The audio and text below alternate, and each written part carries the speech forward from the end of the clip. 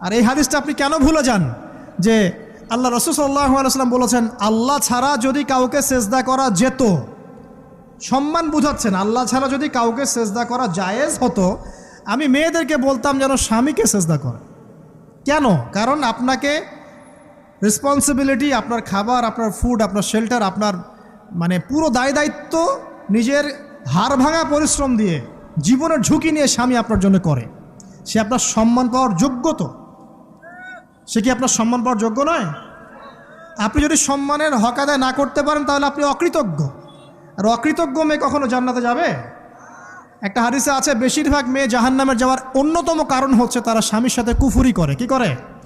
মানে সারা জীবন স্বামী ভালোবেসে যায়, ভরণ পোষণ দিয়ে যায়, সব চাহিদা পূরণ করে যায়, একদিন দেখবেন কথা কাটাকাটি হয়েছে, ওই দিন বলে বসবে যে তোমার কাছে আমি কিচ্ছু পাই না সারাদিন। এই যে কুফরি, এই কারণে তারা জাহান্নামে